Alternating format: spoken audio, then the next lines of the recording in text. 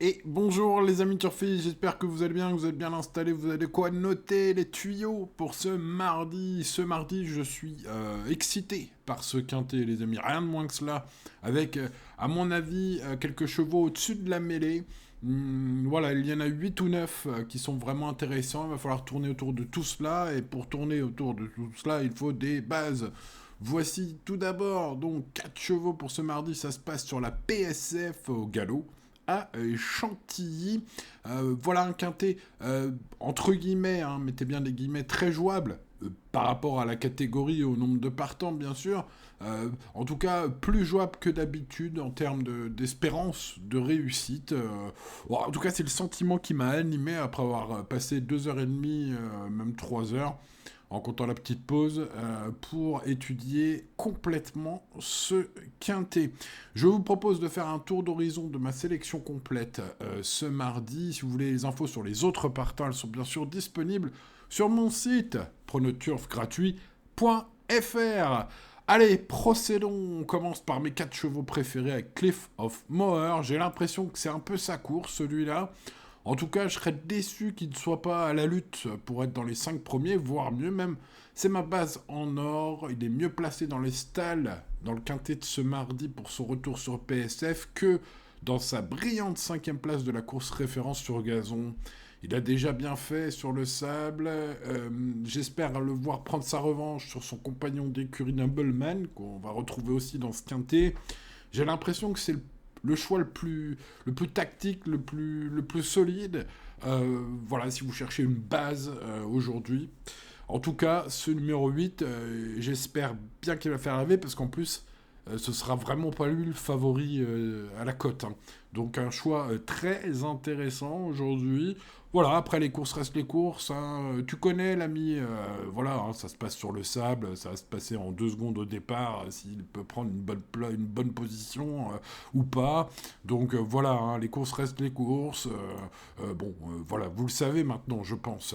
Donc ce 8, c'est mon préféré. Évidemment, on va être logique avec Tilly là. Toutes ses courses sont bonnes, il n'y a absolument rien à lui reprocher.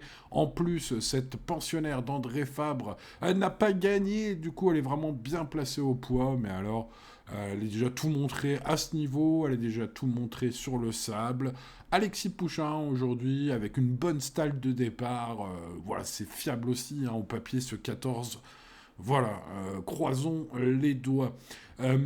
Alors, on avait ouvert avec Cliff of Moher le 8 qui sera à Bellecote. On continue avec Tidila le 14 qui sera parmi les grands favoris. Mais c'est voilà, mon challenger très très logique. Et ben procédons encore avec des choix très belles cotes là qui sont à venir, notamment pour mon Choco et mon Tocard du jour. C'est le cas pour ce numéro 7, hein.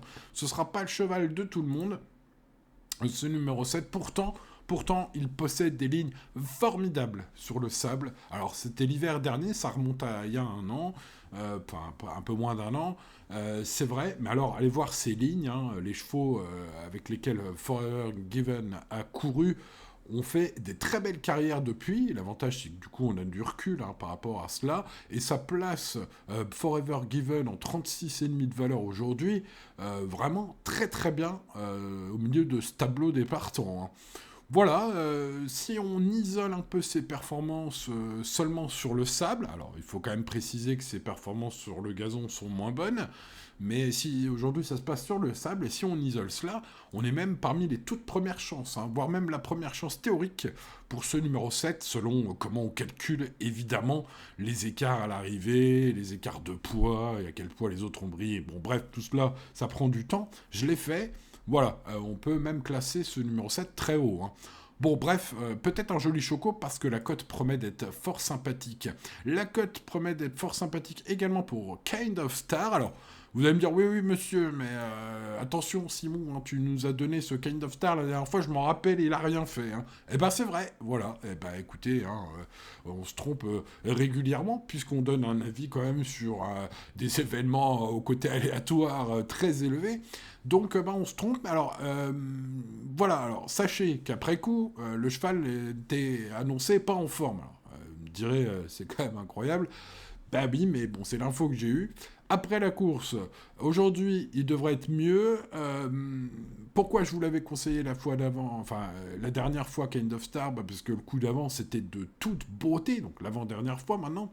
J'ai envie de dire qu'il pourrait bien défrayer la chronique parce qu'il était un peu plus joué la dernière fois du coup que le coup d'avant et puis bah là du coup c'est peut-être le bon timing. En tout cas pour ceux qui ont tenté Kind of Star la dernière fois, je vous recommande de ne pas abandonner les courses. C'est un marathon. Je pense qu'un jour ou l'autre Kind of Star va vous faire gagner. Alors, est-ce que c'est pour aujourd'hui? Bah, je le répète, hein, comme d'habitude, comme toujours, ça va se jouer au parcours, hein, il n'y a pas non plus la marge pour faire un truc de fou, mais ça va être une belle cote un jour ou l'autre à l'arrivée, pourquoi pas la tenter aujourd'hui. Vous le voyez, l'indice de confiance est vraiment très bon par rapport au fait que ce soit une course de galop, alors pourquoi donc il est si haut, même si 6 sur 10, hein, ça veut tout dire les amis, hein, c'est pas fait d'avance, loin de là. Donc on reste toujours raisonnable, bien évidemment. Donc 8, 14, 7 et 13, je vous ai expliqué quand même assez largement pourquoi. Et ensuite, il y a des chevaux très en vue que j'ai mis. Nobleman, bah, vous l'avez compris hein, lors de mon étude notamment de Cliff of Moher, hein, c'est la ligne gagnante.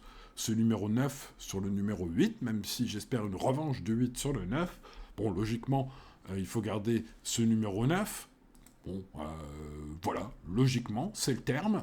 Derrière, je mets le 6, Dazzling Jello, qui lui aussi fait partie des lignes avec Nobleman. Donc, on va garder aussi, même si c'était sur le gazon, il a bien couru, il devrait bien courir, pardon, sur le sable. Dazzling Jewel, le numéro 6. Ensuite, je tente des sacrés coups avec Cazares, le 15, hein, dans le bas du tableau. Il est très bien placé au poil, me semble. Il a une bonne stalle de départ. Le classement de sa seule course sur le sable est mauvais, hein, puisqu'il a terminé dans les derniers ce jour-là. Mais, le lot était extrêmement relevé ce jour-là. Hein. Mieux vaut lui accorder un petit rachat si la cote vaut le risque, bien sûr, pour ce numéro 15. Et puis j'ai terminé avec le 10, After Midnight, un graffard qui est tout le temps dans les deux premiers. Même si, en rentrant un peu plus en profondeur dans ces lignes, ça m'a pas trop excité. Voilà, c'est évidemment toujours une écurie redoutable hein, qui présente des chevaux fiables. Donc je pense qu'il faut quand même glisser quelque part ce numéro 10. Et puis le seul petit regret que j'ai, c'est l'11 Massimo Meridio, qui est certes sur la montante à l'heure actuelle, mais qui devra encore progresser sur son ultime deuxième place, avec Christophe Soumillon aujourd'hui aux manettes, pour se glisser à l'arrivée. Voilà, vous connaissez donc mes chevaux préférés.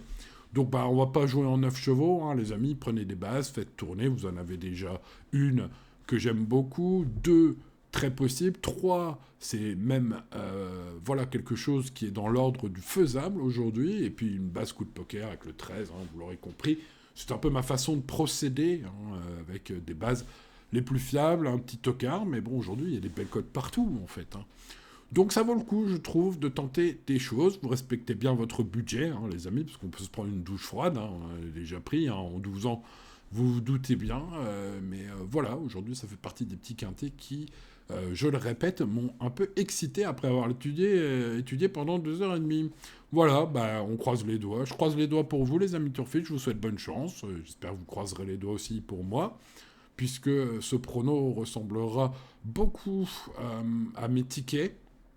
Même si vous le savez, en dernière minute, hein, je fais des choix en fonction des cotes. Enfin, voilà, le travail du turfiste ne s'arrête pas 30 heures avant la course. Hein, il y a encore quelques petits trucs à vérifier avant de faire ces tickets, les amis. Enfin, en tout cas, c'est ma façon de faire. Bon, bah voilà, du coup c'était assez long encore aujourd'hui, désolé pour ceux qui étaient pressés. Oh, bah, si vous êtes pressés, hein, vous pouvez naviguer dans la vidéo, aller directement à la fin. Hein. C'est dommage, parce que vous ratez pas mal d'infos, mais bon, au moins vous avez les numéros, les amis, pour ceux qui cherchent les numéros. Voilà, allez, bonne chance à vous, et à demain pour de nouvelles aventures. N'oubliez pas le petit pouce, n'oubliez pas de vous abonner, n'oubliez pas d'activer la cloche. Allez, ciao ciao.